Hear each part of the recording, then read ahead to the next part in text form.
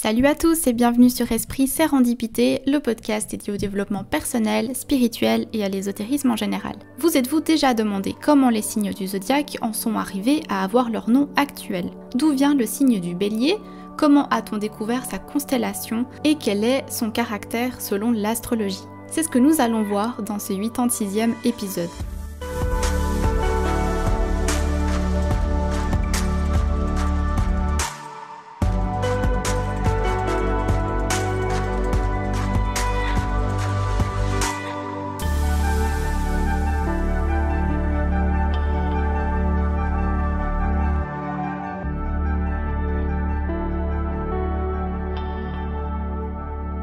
Bonjour à tous et bienvenue dans ce 86e épisode. Aujourd'hui, comme déjà annoncé il y a quelques semaines en arrière, je vais me lancer dans une nouvelle mini-série, mais cette fois pas sur le tarot, mais sur l'astrologie/astronomie.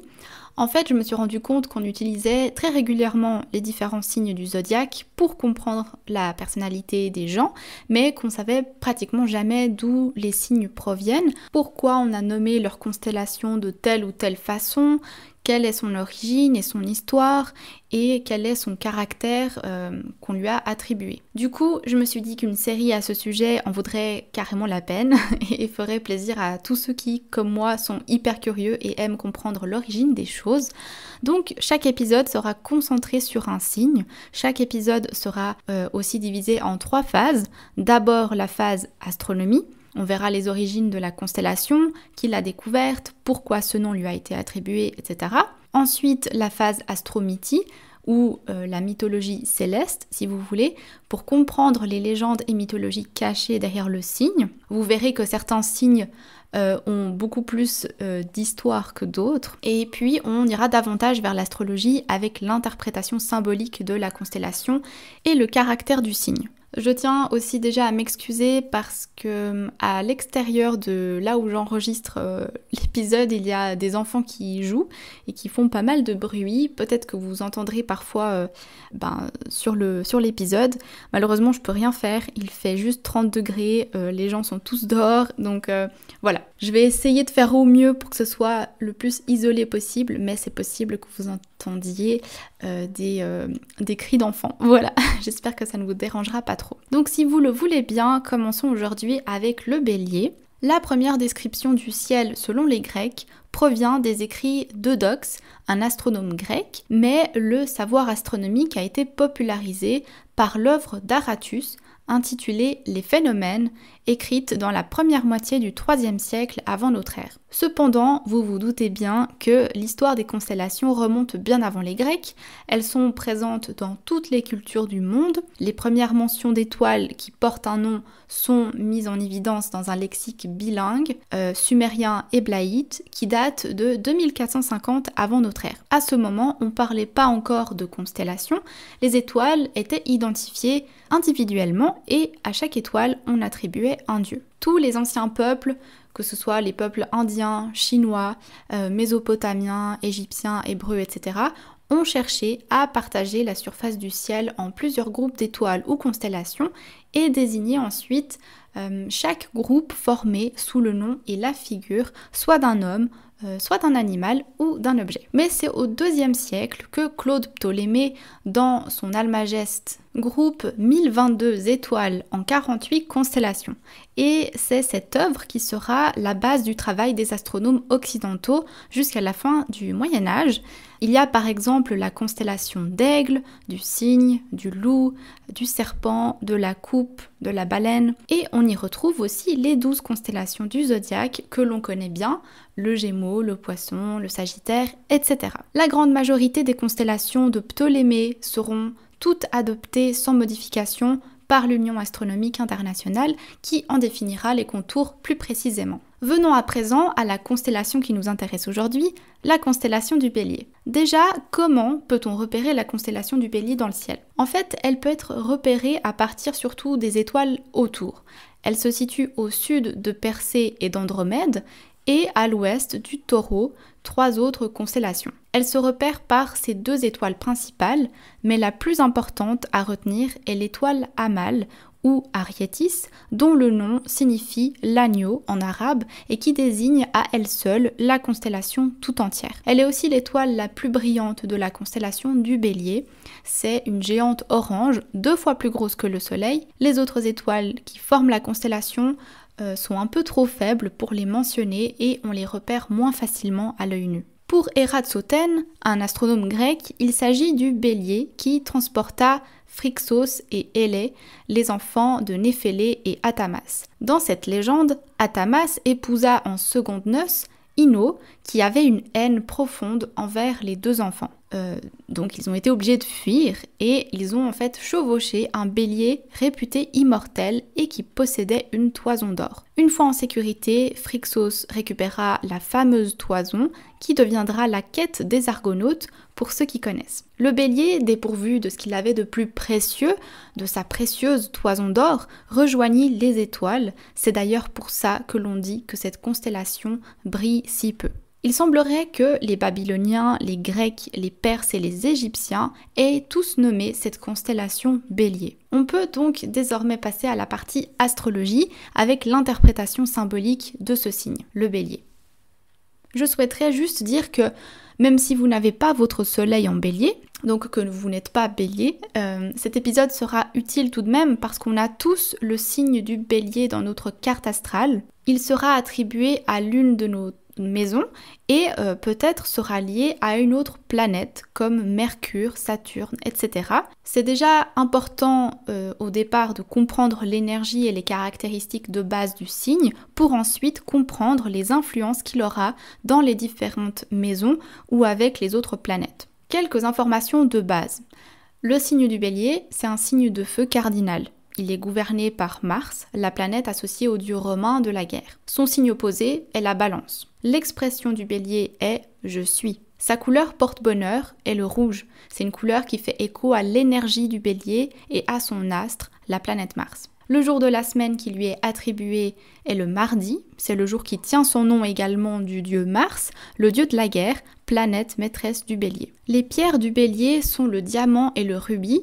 Elles symbolisent les caractéristiques de ce signe astrologique. On peut aussi y associer des villes ou des pays au signe du Bélier. Ce seront plutôt des pays ou des régions dynamiques et industrielles comme l'Allemagne, la Pologne, l'Angleterre ou encore la Géorgie, tandis que les villes seront Florence, Naples ou encore Marseille. Si on devait décrire en quelques mots-clés le Bélier, ce serait indépendant, pionnier, extraverti. Le Bélier a souvent une attitude un peu enfantine. Il est toujours plein d'enthousiasme, il est très ouvert à de nouvelles idées. Il peut parfois prendre les choses au premier degré et au pied de la lettre. Parfois, il va manquer de nuances. Face à une personne du signe du Bélier, il vaut mieux être spontané. Comme on l'a vu au départ, le Bélier, c'est un signe de feu. Donc il est très souvent à l'origine de l'action et aime motiver les autres. Comme une flamme, il doit être ravitaillé constamment par de nouvelles idées. Initier des projets et inspirer les autres lui vient vraiment très naturellement. Travailler en équipe peut parfois lui poser problème parce qu'il a tendance à penser qu'il sait mieux que les autres et manque parfois de diplomatie. Le Bélier est amical et sociable, c'est un signe très intuitif et astucieux. Il est très ouvert en parole et au niveau de sa façon de penser. Les faiblesses de ce signe sont une franchise parfois mal placée, un franc-parler qui parfois fait penser à de l'impolitesse ou encore un mépris envers les sentiments des autres. Bien évidemment, si vous êtes du signe Bélier et que vous ne vous reconnaissez pas dans cette description, n'oubliez pas que vous avez également d'autres signes, notamment le signe lunaire et ascendant, et ces signes pourront, selon leur nature, influencer, compenser ou renforcer certains attributs. Les signes du Bélier devront faire attention parce qu'ils ont tendance à brûler la chandelle par les deux bouts. À cause de son enthousiasme, le Bélier va oublier de prendre soin de lui et de ralentir. Et lorsqu'il est préoccupé, il aura tendance à oublier de dormir ou de manger. Il faudra qu'il se fixe des objectifs plus modestes et réalisables. Maintenant qu'on a cerné en général les énergies du Bélier, voyons voir comment elles se modulent aux différentes planètes. Je vous invite à regarder votre carte du ciel et à repérer le symbole du Bélier et à voir d'une part dans quelle maison il se trouve, mais aussi quelle planète se trouve sur ce signe. Pour créer votre carte du ciel, si vous ne l'avez pas encore fait, n'hésitez pas à cliquer sur le lien que j'ai mis en barre de description de l'épisode.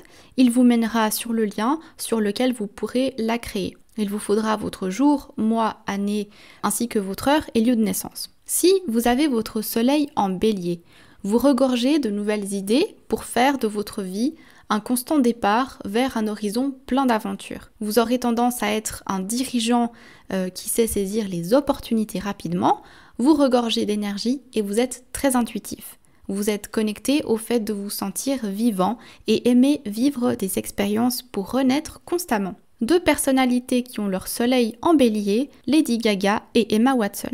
Si vous avez votre lune dans le signe du bélier, la lune représentant les émotions et les ressentis intérieurs, la façon dont une personne avec une lune en bélier va agir niveau émotion, c'est plutôt avec spontanéité et avec des pulsions intenses. Elle aura tendance à ne pas cacher ses émotions aux gens qu'elle côtoie. 2 personnalités qui ont leur lune en bélier, Nicolas Sarkozy et Bill Gates.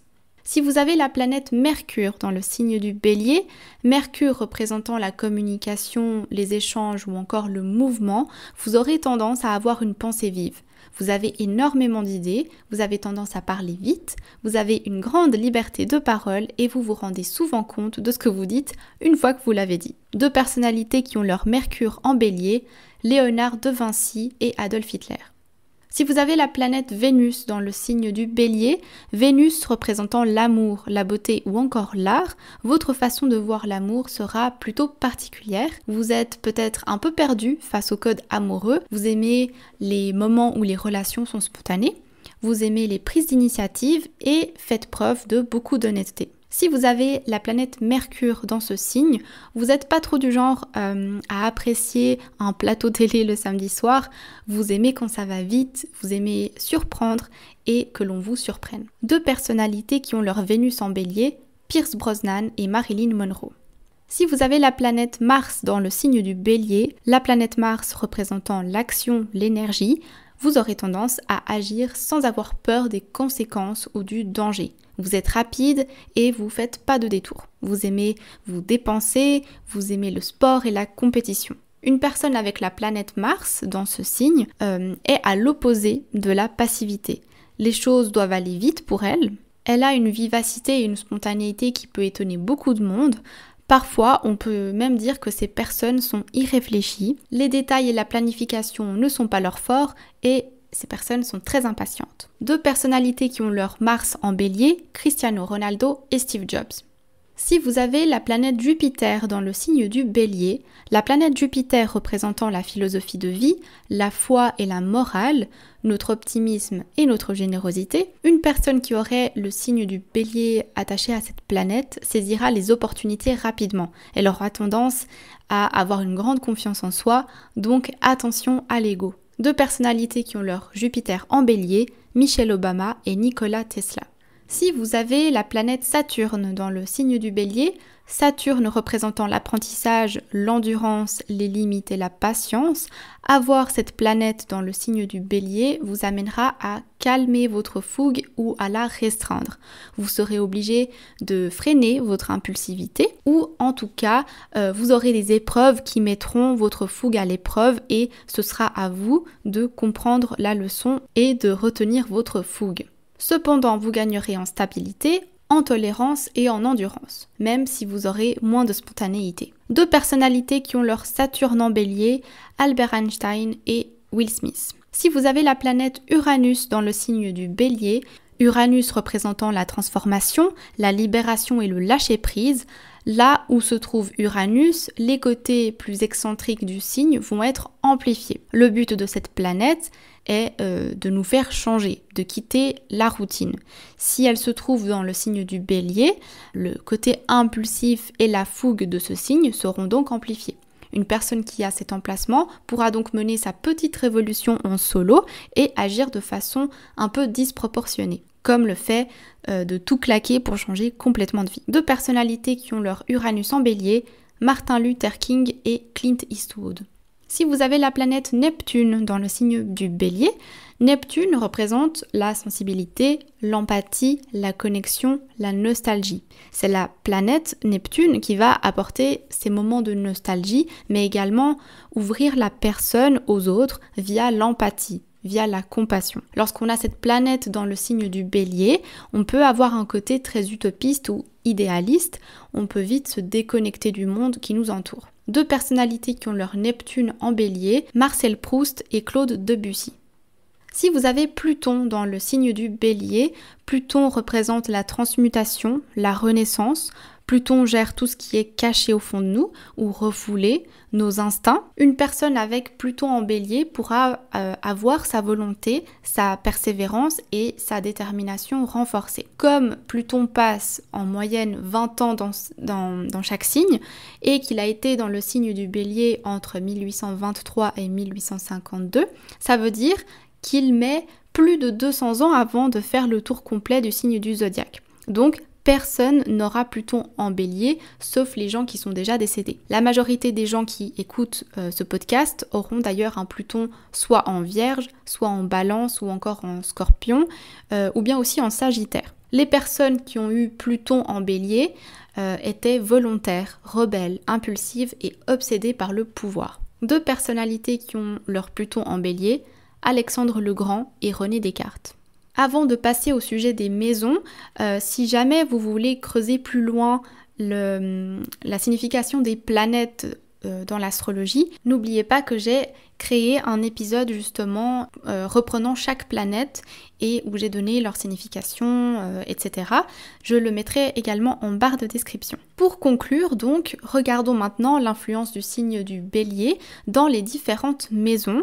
Sur votre carte astrale, il suffit de repérer le signe du Bélier et de voir dans quelle maison il se situe. Là aussi, j'avais fait une vidéo concernant les différentes maisons astrologiques, donc je mettrai également ce lien en barre de description si vous voulez aller plus en détail dans la signification de chaque maison. Si vous avez le Bélier en maison 1, la maison 1 se rapporte à l'ascendant, c'est la maison qui traite du moi, du comportement de la personne vis-à-vis de l'extérieur, de notre personnalité, mais aussi notre apparence physique et notre vitalité. La personne qui aura le Bélier en maison 1 et donc qui sera ascendant Bélier vivra sa vie de façon énergique, avec beaucoup de volonté. Elle sera toujours très enjouée et se sentira à l'aise dans un poste de manager ou avec des responsabilités. Il faudra bien sûr faire attention à l'impulsivité.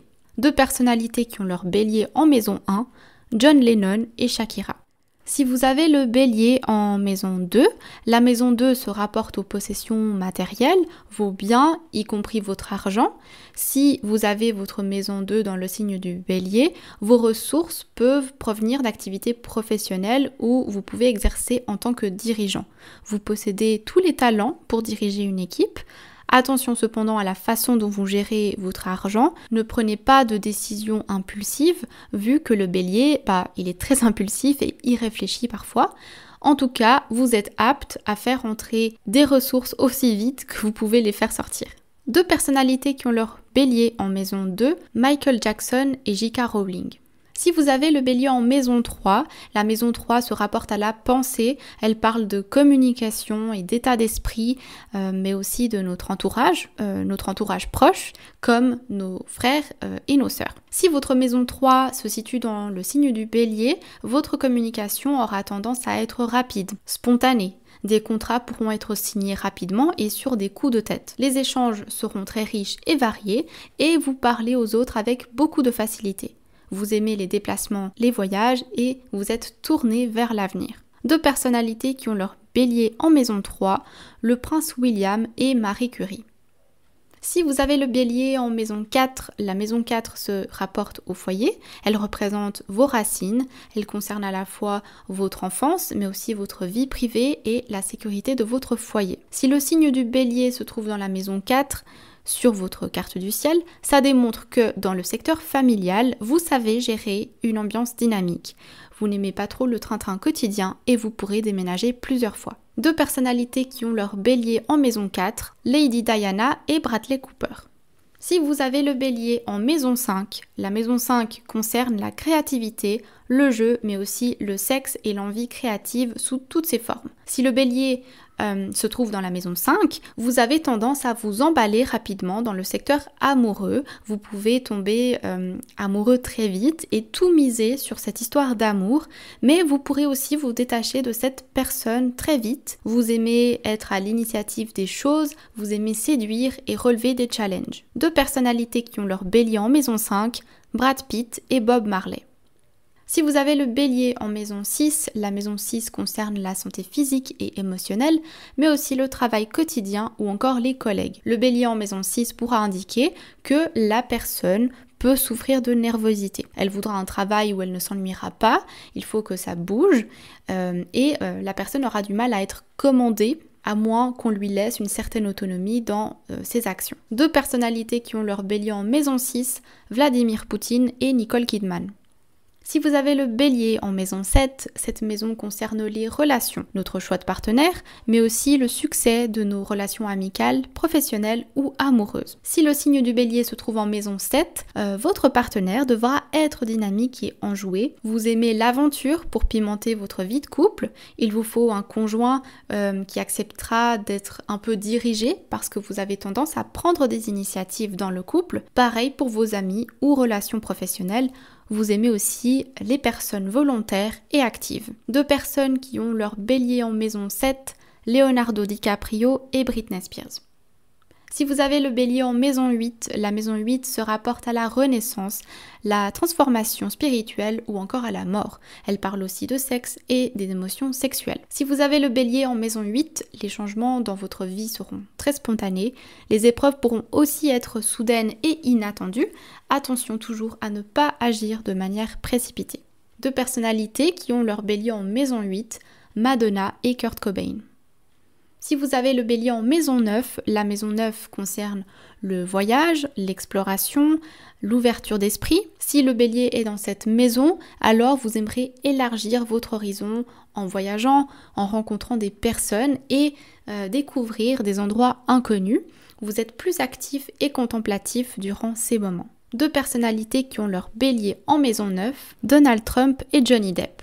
Si vous avez le bélier en maison 10, la maison 10 parle des aspirations, de notre statut, de notre vie publique, nos ambitions. Si vous avez le bélier dans cet emplacement, vous êtes une personne entreprenante et active. Les postes de dirigeant vous vont bien, vous aimez les défis, vous êtes fonceur, combatif et n'aimez pas spécialement faire partie d'une équipe parce que vous avez besoin de vous différencier. 2 personnalités qui ont leur bélier en maison 10, Cameron Diaz et Al Pacino. Si vous avez le bélier en maison 11, cette maison parle des amitiés, des amis, des connaissances, mais aussi des projets et idées. Le bélier en maison 10 indiquera que dans le cadre d'un groupe d'amis, par exemple, vous aimez prendre la direction, vous vous entourez de personnes dynamiques, les explorateurs, les marginaux vous fascinent et la vie extérieure et sociale sont très importantes pour vous. 2 personnalités qui ont leur bélier en maison 11, Angelina Jolie et Elon Musk. Si vous avez le bélier en maison 12, cette maison concerne les secrets.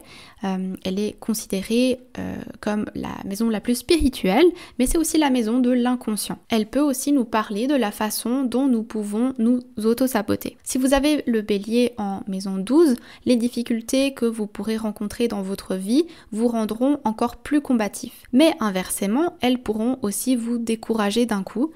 Mais en général, vous trouverez toujours le moyen de dépasser les crises et les obstacles. 2 personnalités qui ont leur bélier en maison 12, Amy Winehouse et Will Smith. Voilà, c'est tout pour cet épisode. J'espère qu'il vous aura plu.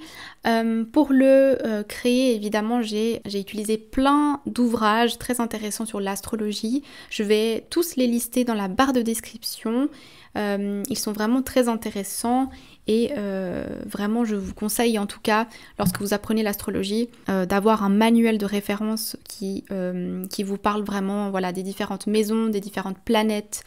Et très important aussi, c'est voilà, de faire ce qu'on vient de faire ensemble, c'est de comprendre quelles influences les signes ont dans les planètes et dans les maisons, parce que c'est ça qui va vraiment vous aider à comprendre votre personnalité aussi. Et ensuite, évidemment, il y a les aspects qui rentrent en compte, mais voilà, on n'avait pas besoin de rentrer là-dedans dans cet épisode. Je vais vous lister du coup les vidéos dont je vous ai parlé en barre de description. qui vont pouvoir vous aider aussi dans la lecture de votre carte astrale, les ouvrages et puis aussi les sites internet que j'ai visités. Et en tout cas, n'hésitez pas à partager en commentaire vos ressentis et à me dire où se situe le signe du Bélier dans votre carte astrale. N'oubliez pas de vous abonner pour ne manquer aucun épisode. Vous pouvez aussi retrouver le podcast sur les plateformes de podcast habituelles comme Spotify, Google Podcast, Apple Podcast ou encore Deezer. Vous pouvez suivre la page Instagram également, le lien sera en barre de description. Et sinon, on se retrouve dans 2 semaines pour un prochain épisode. D'ici là, prenez soin de vous et à bientôt.